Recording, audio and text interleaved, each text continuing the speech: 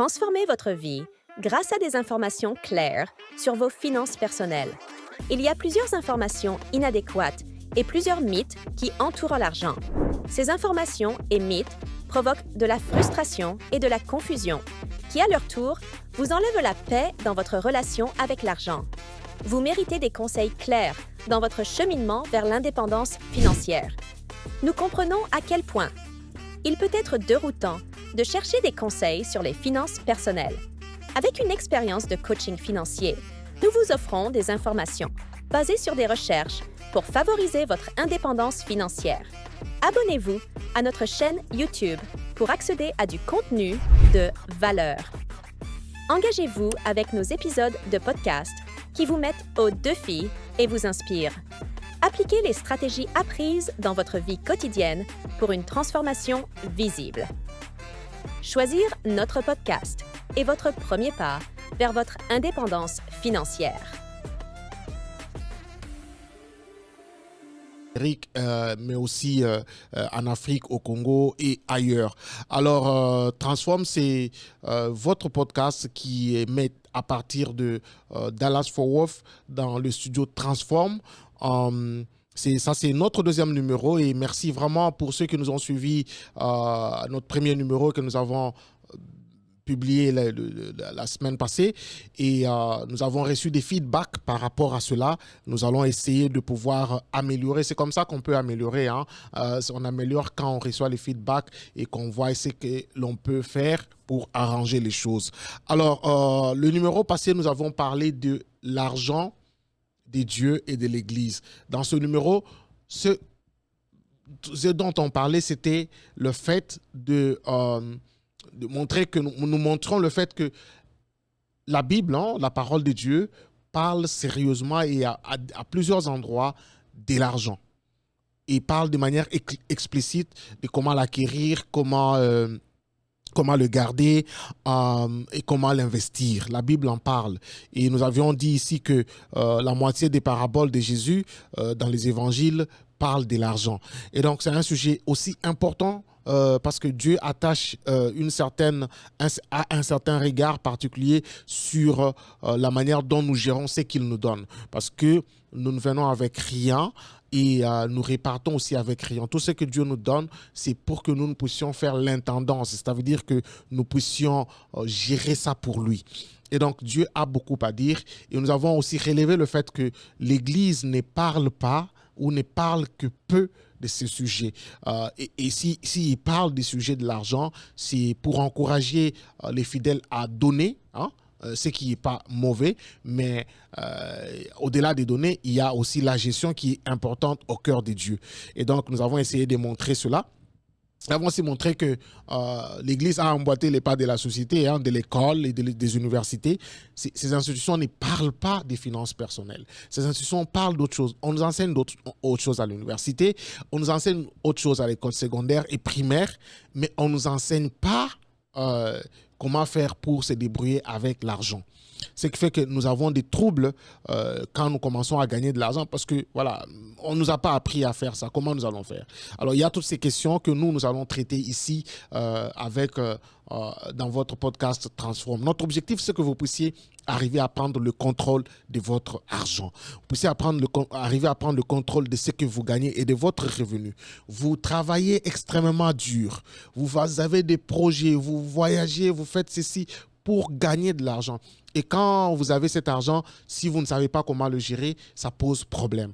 Et donc, aujourd'hui, notre sujet, pour ce deuxième numéro, nous allons parler de l'argent et nous. L'argent et nous, ça ne sera pas seulement dans ce deuxième numéro. Nous allons parler, on va continuer à troisième, quatrième numéro, je pense aussi, parce qu'on m'a fait un feedback la fois passée que je ne devrais pas être pressé et ne pas aller en profondeur. Et donc, j'aimerais prendre le temps d'expliquer ce que nous avons à expliquer par rapport à ces sujets. Et donc, nous allons le faire en 3 épisodes peut-être pour que nous puissions comprendre. Alors, l'argent et nous ici, c'est parce que nous pensons, parce que pas que nous pensons, mais la vérité, c'est que les finances personnelles sont 80% comportement, 80% psychologie, 80% habitudes, hein, et ils ont seulement 20% des connaissances techniques. Et ça, c'est une très bonne nouvelle parce que ça veut dire que ce sont des choses que nous pouvons contrôler. Dans la plupart des cas, nous sommes un peu, comment dire, nous sommes attirés par les choses que nous ne contrôlons pas, n'est-ce pas? Et nous commençons à nous inquiéter des choses qui sont en dehors de notre contrôle. Quelque chose qui est en dehors de votre contrôle, ça ne sert à rien de s'inquiéter parce que vous n'allez rien changer. On n'allait pas vous inquiéter pourquoi est-ce que voilà, l'Iran et Israël ils se battent et tout ça. Et vous n'allez rien changer, hein, ça sera seulement des inquiétudes. Et puis, il faut aussi dire que nous avons eu l'habitude de pouvoir connaître toutes les autres choses qui ne sont pas utiles à nous, hein, qui ne sont pas vraiment utiles dans l'immédiat. On prend le temps à écouter ça, on prend le temps à suivre ce que les médias disent de la guerre ici, de la guerre là-bas. Et ces choses n'ont pas un effet immédiat sur nous, hein, alors qu'on oublie de pouvoir se concentrer sur des choses qui sont contrôlables par nous. Et parmi ces choses, c'est l'argent, c'est votre revenu. Voilà pourquoi nous disons à Transform que vous devez arriver à contrôler ce que vous gagnez. Et c'est très important. Alors, l'argent et nous, pourquoi? Parce que c'est nous le problème et c'est nous la solution. Jim Rohn avait l'habitude de dire que pour que les choses changent pour toi, tu devras changer. Si tu ne changes pas, les choses ne changeront pas pour toi. Et ça, c'est vrai. Souvent, on donne le tort sur les choses, hein, sur d'autres choses. On met le tort sur d'autres personnes, sur d'autres situations ou d'autres circonstances pour expliquer sa misfortune, pour expliquer le fait qu'on ne soit pas en règle, on ne soit pas au contrôle de ses finances. On va dire l'économie n'est pas bonne de ce pays. L'économie est entre les mains des étrangers chez nous. On ne peut pas trouver du travail, c'est difficile. On ne peut pas faire ceci. J'ai tout fait et je n'ai pas trouvé de solution. Est-ce qu'on a réellement tout fait? Si on regarde bien, on n'a pas tout fait. Parce que tout fait, ça veut dire tout fait. Hein. Vous avez fait une ou deux fois, vous dites que vous avez tout fait. Alors, on met le tort, on dit, voilà, si ces républicains sont au pouvoir, les choses ne marchent pas, l'économie ne marche pas, si les démocrates reviennent, peut-être que ça va marcher. On essaie de trouver toutes sortes de boucs émissaires pour justifier le fait que les choses ne marchent pas pour soi. Et quand on essaye de faire ça, quand on met le tort sur les autres, ça dit qu'on enlève en soi le pouvoir de changer les choses. Ouais. Si la responsabilité, elle est en dehors de toi, et donc toi-même, tu n'as pas de pouvoir de changer quoi que ce soit sur toi. Et ça, c'est grave. Ça, c'est la mentalité de la victime. Nous devons éviter ça. Donc, pour que les choses changent pour vous, vous devez changer. Si vous ne changez pas, c'est-à-dire, si vous ne changez peut-être pas d'habitude, des comportements, si vous ne donnez pas la discipline, les choses ne changeront pas pour vous. Ça ne sera pas par coup de bâton magique. Ça ne se fera pas comme ça. Alors, il y a un autre auteur américain, James Allen, qui a écrit As a Man Thinketh. C'est juste une parole des proverbes encore qui parle dans l'homme et ce qu'il pense. Cet homme dit dans le livre que plusieurs sont désireux d'améliorer leurs circonstances et peu désireux de s'améliorer soi-même. Ils demeurent ainsi liés. Plusieurs sont désireux d'améliorer leurs circonstances et peu désireux de s'améliorer soi-même. Ils demeurent ainsi liés. Encore une fois de plus, pour dire que le problème, c'est nous. Nous devons essayer de nous améliorer nous-mêmes. Si nous ne nous améliorons pas, les choses ne changeront pas pour nous. Voilà pourquoi nous croyons et nous sommes vraiment adeptes du développement personnel, parce que nous pensons que l'homme doit croître. L'homme doit croître. Ce n'est pas seulement la croissance physique, mais l'homme doit croître émotionnellement, l'homme doit croître en termes d'habitude, l'homme doit changer. Le changement est constant, n'est-ce pas? Et nous croyons en cela. Et donc, si nous ne faisons pas cela, les choses ne changeront pas pour nous. Donc, si nous sommes le problème, donc nous sommes aussi la solution. Et la solution, c'est quoi? C'est changer les personnes la personne plutôt qui se trouve dans votre miroir. Alors, aujourd'hui, le sujet, nous allons parler des habitudes qui font ou qui nous maintiennent dans la pauvreté ou dans le désastre avec nos finances personnelles. Vous voyez, j'en ai énuméré énumérer 8, mais la liste n'est pas exhaustive, hein, c'est juste ce que moi j'ai voulu partager avec vous. Vous pouvez aussi en ajouter d'autres, hein, selon chacun sa situation. Alors aujourd'hui, nous allons peut-être parler de 2 ou 3. En lisant et en faisant des recherches, parce que ça, c'est un sujet qui me préoccupe beaucoup, les sujets des finances personnelles. J'ai fait beaucoup de recherches, j'ai fait le coaching en finances personnelles. Oui, c'est ce que je fais principalement en termes de coaching. J'ai fait le coaching en finances personnelles. Ici, nous essayons d'aider les gens ici à sortir des dettes, à set up, à avoir un budget pour l'argent, enfin, avoir un budget, n'est-ce pas, un plan pour leur argent. Nous aidons les gens à se préparer pour la retraite et des choses comme ça là. Nous accompagnons les gens, nous aidons les gens dans cette relation d'aide qui est le coaching. Et ça m'a poussé à lire beaucoup sur les finances et personnelles et sur les finances, sur des recherches sur les finances personnelles. Alors, dans la plupart des livres que j'ai lus, dans la plupart des recherches que j'ai lues, et dans la plupart des témoignages que j'ai lus, les gens atteignent la liberté financière ou l'indépendance, selon le cas, parce que les deux, c'est pas la même chose, hein. Donc, la liberté, je vais peut-être expliquer ça prochainement, la liberté financière et l'indépendance financière, ils atteignent ça. Et la première habitude qu'ils essayent d'avoir, c'est vivre au-dessus, qu'ils essayent de détruire, je voulais dire, c'est vivre au-dessus de ses moyens. Vivre au-dessus de ses moyens, c'est une habitude qui va détruire vos finances personnelles. Vivre au-dessus de ses moyens, c'est une habitude qui va vous maintenir dans la pauvreté. Vivre au-dessus de ses moyens, c'est une habitude qui va vous maintenir dans la crise. Vous allez faire des crises de temps en temps parce que vous n'avez pas de moyens. N'est-ce pas? Et tous ces gens qui sont devenus millionnaires aujourd'hui, qui ont une situation financière stable, vous leur poserez la question, la plupart reviennent à ce même point. Vivre au-dessus de ses moyens détruit vos finances personnelles. Alors, vivre au-dessus de ses moyens, ça veut dire quoi concrètement? Concrètement, ça veut dire que si vous gagnez $1000, 1000 euros ou 1000 francs CFA ou 1000 francs congolais, vous en dépensez 1100, vous en dépensez 1200, vous en dépensez 1300, alors vous vivez au-dessus de vos moyens. Et ça peut être anodin, ça peut être oh non, ben écoute, moi je ne vis pas au-dessus de moyens, mais si vous mettez les choses vraiment en comparaison sur papier, vous trouverez que souvent, la plupart des gens vivent au-dessus de leurs moyens. Il ne peut pas y avoir de justification entre ce que vous gagnez et ce que vous dépensez. Vous voyez? Et ça, c'est un problème sérieux. Et ça, c'est une habitude qui va vous garder dans la pauvreté. Ça, c'est une habitude qui ne vous aidera jamais à atteindre votre liberté ou votre indépendance financière. Alors, cette habitude, ce n'est pas seulement une habitude des gens qui n'ont pas de moyens ou qui gagnent peu. Même les gens qui gagnent beaucoup, vous pouvez gagner $10 000, $15 000, 15 000 euros, 15 000 francs, je ne sais pas moi, 1 million de francs ou quoi, et que vous en dépensez beaucoup plus que ça, vous gagnez $10 000 et vous dépensez 15 000 ou vous dépensez 11 000 $, vous vivez au-dessus de vos moyens.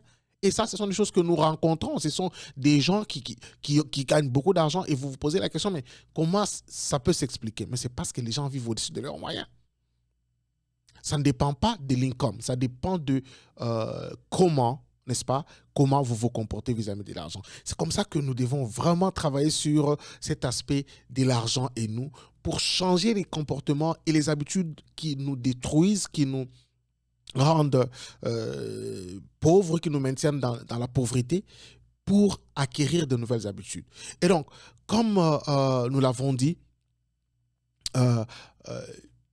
pour chasser une habitude, hein, pour changer d'habitude, il faut le remplacer par une nouvelle habitude. Il faut la remplacer par une nouvelle habitude. Et donc, le contraire de vivre au-dessus de ses moyens, c'est vivre en deçà de ses moyens. Vivre en deçà de ses moyens, ça veut dire quoi concrètement? Ça veut dire que vous gagnez $1000, vous en dépensez 700. Vous gagnez $1000, vous en dépensez 800. Vous gagnez $1000, vous en dépensez 900. Ça, c'est vivre en deçà de ses moyens. Et c'est très important, mes amis. C'est très important de vivre en deçà de ses moyens.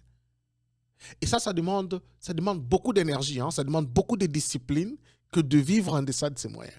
Parce que la société est tentante.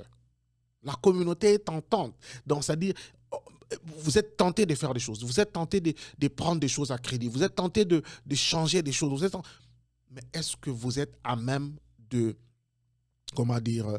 afford, comme on dit en anglais? Est-ce que vous êtes à même de payer ça?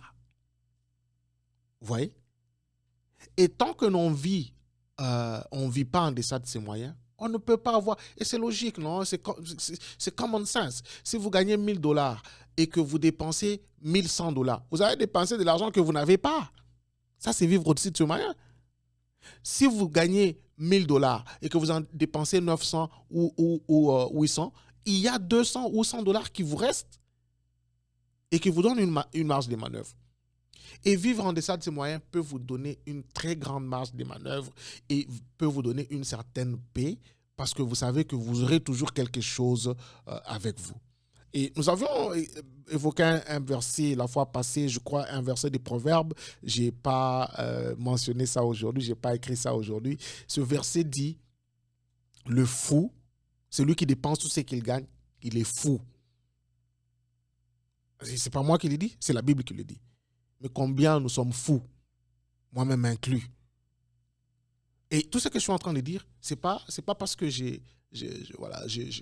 moi je suis expert et maintenant je suis en train de parler des autres comme ça. Non, c'est pas comme ça.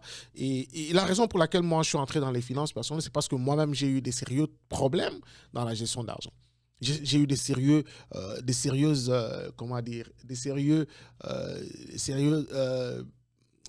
failures, comment on dit, des sérieux échecs dans la gestion de l'argent. Et c'est comme ça que j'ai moi-même commencé à apprendre, et même en payant beaucoup d'argent, pour même arriver à aider les autres aussi. Parce que je sais que beaucoup, peut-être, sont en train de passer par ce que moi, j'ai traversé. N'est-ce pas? C'est comme ça que moi, j'ai décidé de devenir coach. Et enfin, j'ai même décidé de devenir coach avant que je ne dive in dans les domaines des finances. Mais j'ai choisi de me spécialiser dans le coaching financier parce que je sais que le besoin est réel et beaucoup de gens ont besoin de ce service. Et donc, nous devons travailler pour remplacer cette mauvaise habitude que nous avons par vivre en deçà de ses moyens. Essayez par tous les moyens de vivre en deçà de vos moyens. Et on ne peut pas vivre en deçà de ses moyens si on ne contrôle pas ce qu'on gagne. On ne peut pas contrôler ce qu'on gagne si on ne budgétise pas. Si on ne sait pas combien rentre et combien sort. Si on ne sait pas ça, c'est difficile de trouver un certain équilibre en termes de finances personnelles. Nous allons avoir toute une série sur les budgets, sur comment budgétiser et tout ça. Et nous allons être plus explicites par rapport à cela. Mais sinon, la première habitude, c'est celle-là de pouvoir vivre au-dessus de ses moyens. Vous devez détruire cette habitude et commencer à vivre en deçà de ses moyens. C'est-à-dire, acheter des choses que vous pouvez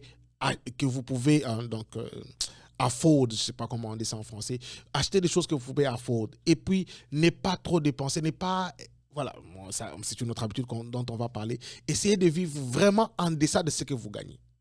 Et ça demande beaucoup de discipline, comme nous l'avons dit. Alors, le deuxième habitude, et nous allons peut-être terminer par là aujourd'hui. Le deuxième habitude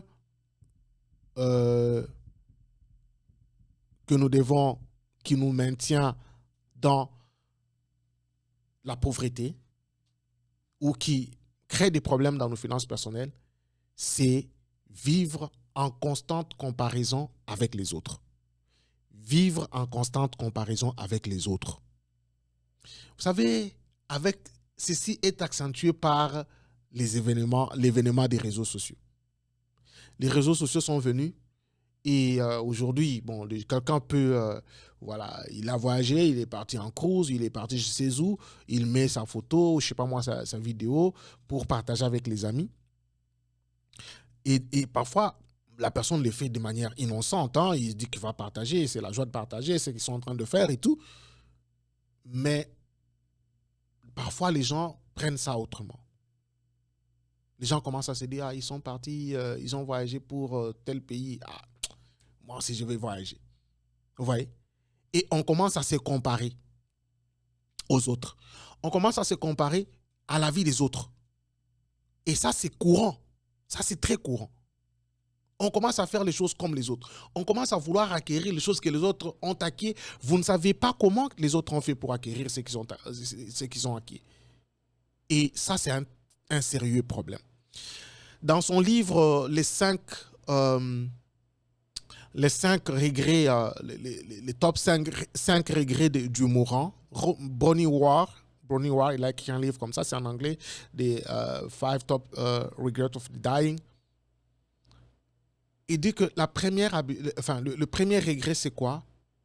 Je vais dire un peu, je vais donner le contexte. Cette femme, elle a pris son temps, je crois 25 ans ou plus, à travailler avec des gens qui étaient en phase terminale de leur vie, soit des gens qui étaient vieilles, et puis bon, ils étaient en train de mourir, soit des gens qui ont connu des accidents et qui étaient en phase terminale. Alors cette dame était les garder, hein, il allait les garder et tout ça, et pendant qu'il les gardait, donc elle a eu le temps de discuter, de parler avec les uns et les autres, et elle a fait maintenant un livre sur base de ces expériences-là. Alors, le premier regret, n'est-ce pas, que cette dame a énuméré, c'est que la plupart de ces gens disent quoi? J'aurais souhaité avoir le courage de vivre une vie fidèle à moi-même et non ce que la société attendait de moi. Mais là, elle est en train de mourir déjà. J'aurais souhaité avoir le courage de vivre une vie fidèle à moi-même. Ça veut dire vivre ma propre vie. Pas ce que la société attend de moi. Mais vous savez, mes chers amis, la société met beaucoup de pression sur nous pour que nous puissions vivre comme eux, comme la société ou la communauté veut que nous puissions vivre. Et vous pouvez le voir. Vous pouvez le voir. La société a déjà un script tracé pour nous. On est né, on va à l'école, on finit l'école, on va à l'université. Chez nous, là-bas, les gens vont se ruer en médecine, en droit, en économie et autres. Après, trouver du travail. Après, c'est déjà un script écrit par la société. La société veut que nous puissions vivre comme ça. Et parfois, c'est nos familles. Non, moi, je ne veux pas que tu fasses cette filière. Moi, je veux que tu fasses cette autre filière. La société met de la pression sur nous. Alors, il y a 2 ou 3 jours, un jeune frère m'a écrit. Il me dit que, il était en train de me remercier. Il m'a envoyé une vidéo de lui en train de faire le stand-up comedy. Alors, il me dit, tu sais, si j'avais suivi ton conseil que tu m'avais donné à l'époque en me disant que j'étais bon pour l'humour et la comédie, je serais très loin. Mais j'ai choisi de faire l'informatique. Mais aujourd'hui, même l'informatique, là, ne donne pas. Maintenant, j'ai beaucoup de charges, j'ai la famille, j'ai les enfants, je ne sais pas comment faire. La société a exercé la pression sur ces jeunes hommes en lui disant que non, tu sais, c'est l'informatique, hein? Maintenant c'est l'informatique. Comme on en parle un peu, non, maintenant c'est l'informatique, il faut vraiment entrer dans cybersecurity, il faut vraiment, en tout cas c'est là qu'il y a le boulot. Vous pouvez aussi faire ça et ne rien trouver, c'est possible. Ouais. Et faire la comédie et s'en sortir. C'est la pression de la société. Ne cédez pas à la pression de la société. Parce que la société veut que vous puissiez vivre comme elle. Et ça, c'est un sérieux problème. Alors, il y a un psychologue américain qui a écrit, il s'appelle Rollo May, qui a dit que l'opposé du courage dans notre société, hein, l'opposé ou le contraire du courage dans notre société, ce n'est pas la lâcheté. Écoutez très bien, le contraire du courage dans notre société, ce n'est pas la lâcheté, mais le conformisme ou la conformité. On veut se conformer. On veut se conformer à ce que je ne sais qui a tracé. On veut se conformer. On veut faire comme tout le monde. On veut faire comme ce que la société nous exige. Et ça, malheureusement, je le dis, et même, il n'y a pas de couches de société qui ne sont pas attaquées par ça. pas ce que nous sommes en train de dire. À l'église, j'ai discuté une fois avec un de mes mentors qui est ancien d'une église. On parlait de ces sujets. À l'église, même dans les églises, nous sommes dans le conformisme. Personne ne vit sa vie. Tel a acheté un véhicule, moi aussi je vais acheter le véhicule. Mais vous ne connaissez pas comment il a acheté le véhicule. Tel a acheté une maison, moi je vais acheter une maison. Mais vous ne connaissez pas. Tel est allé faire ceci, moi aussi je vais aller à Dubaï, je vais aller en Chine et tout ça. Mais est-ce que c'est ça votre plan? Est-ce que vous l'aviez planifié? La personne qui vient d'acheter le véhicule, peut-être qu'il a eu le temps de planifier, peut-être qu'il a gardé de l'argent, ça fait plusieurs années. La personne qui vient d'acheter une maison, peut-être qu'il a gardé de l'argent, ça fait plusieurs années. Vous voyez, la conformité. J'aimerais être conforme à je ne sais quoi qui a tracé. Je n'aime pas ça. Alors, évitons la conformité. Vivez votre vie. Ne vivez pas la vie des autres. Quelqu'un a voyagé, il est parti. Peut-être qu'ils se sont préparés longtemps avant pour faire cela. Mais ce n'est pas pour autant que vous aussi, vous devez faire parce qu'eux, ils ont fait. Je ne dis pas que l'émulation n'est pas bonne. L'émulation, ça veut dire voir quelque chose que quelqu'un a fait de bien, essayer de copier ça. Mais vous ne pouvez pas copier ça si vous n'en avez pas de moyens. N'est-ce pas? Chez nous, là, quand on prépare le foufou, là, tu ne vas pas préparer le foufou en regardant la farine de l'autre. Hein. Si toi, tu as une petite quantité de foufou comme ça, et puis l'autre a une grande quantité, toi, tu vas préparer c'est bouilli que tu vas manger, là. Donc, le conformisme, essayons d'être courageux. Ayons le courage de vivre notre vie. Ayons le courage de vivre notre vie, mes chers amis. Si nous ne faisons pas cet effort, alors même nos finances vont en souffrir. Et nos finances en souffrent autant parce que, moi je le vois, moi je travaille dans les ressources humaines, je parle avec les gens, je parle avec les employés. Et je peux comprendre comment ce n'est pas seulement quelque chose qui est lié à une seule communauté, mais dans plusieurs communautés. Parce que là où je travaille, c'est un environnement divers, très diversifié. Et quand je parle avec les gens de toutes ces communautés, vous allez comprendre que les gens font les choses parce que les autres le font ou parce qu'il y a une certaine attente de la communauté par rapport à cela. Alors nous devons faire un effort pour ne pas en arriver là. Alors nous allons nous arrêter aujourd'hui là. Encore une fois de plus, merci de nous suivre et surtout merci de pouvoir souscrire à notre chaîne YouTube Transform. S'il vous plaît, souscrivez. Ceci va nous aider à continuer à partager ce message de comment gérer l'argent à la manière de Dieu et partager cela avec plusieurs. Et donc, nous allons continuer les autres habitudes la semaine prochaine, enfin le numéro prochain, je voulais dire. Et d'ici là, portez-vous bien chez vous et surtout prenez contrôle de votre argent. Que Dieu vous bénisse et à très bientôt.